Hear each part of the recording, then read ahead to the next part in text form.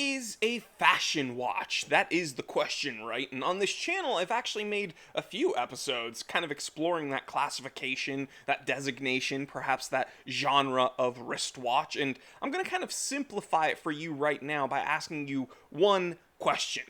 Is a fashion watch inherently a non-legit timepiece? Well, I'm going to kind of look at a watch that's really been piquing my interest, and I'm kind of on the fence about what I want to call it because, well, it's coming from one of the most recognizable fashion houses ever.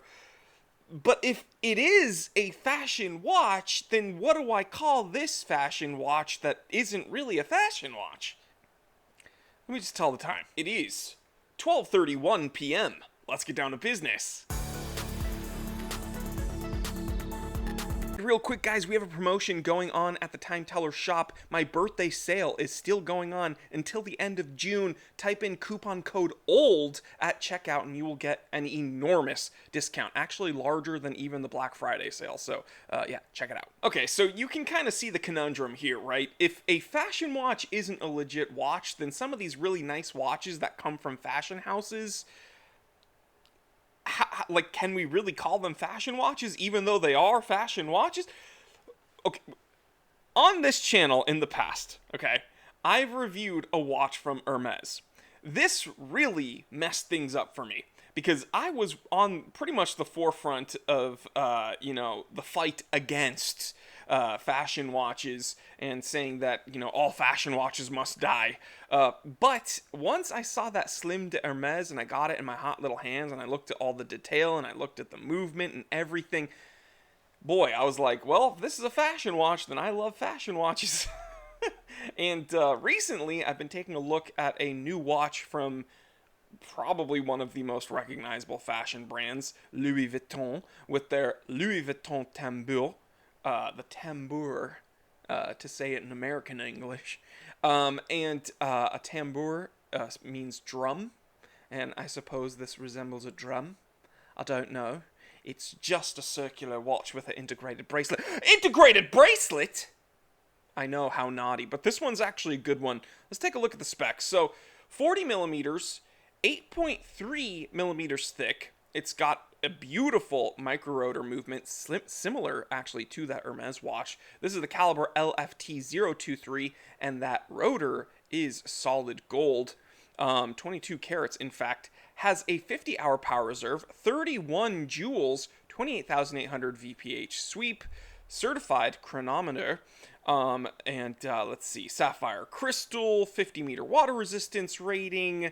But it goes beyond just the movement and the technical details. The design is just very appealing to me, okay? The partitioning of the dial, how dynamic that is, the overall layout of the dial, the small seconds, the integrated bracelet actually looks good in this case, and the movement, yes, is gorgeous. Now, there's two variants I specifically am interested in. I believe there's 5, maybe 6 variants in all, but this stainless steel blue dial and this rose gold chocolate dial, ooh, chocolatey, I am a big fan of those two. But here's the real issue with the price. It's too damn high. Like, okay, the rose gold iteration is 54 grand MSRP, but this stainless steel one is essentially $20,000. It's 19 grand. And in my opinion, it's not the brand name itself that would turn me off from this watch. Like me, being the time teller, ooh, I'm a horologist. I'm not going to wear something from Louis Vuitton. That's a fashion watch.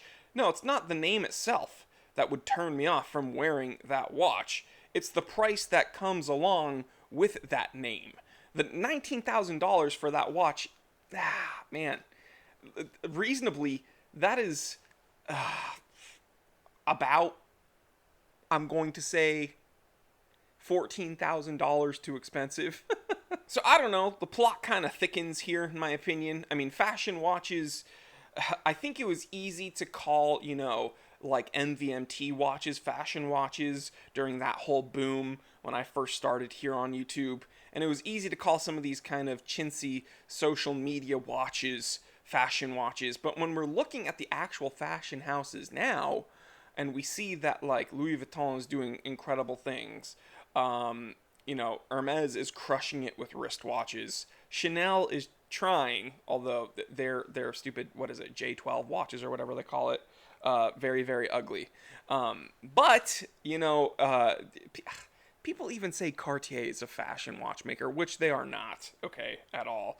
But I'll let people spout their opinions in the comment section. So I will catch you there.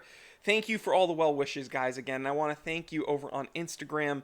We are about to hit 200,000 followers. So thank you so much for all the support there. And my newest channel is about to hit 7,000 subscribers.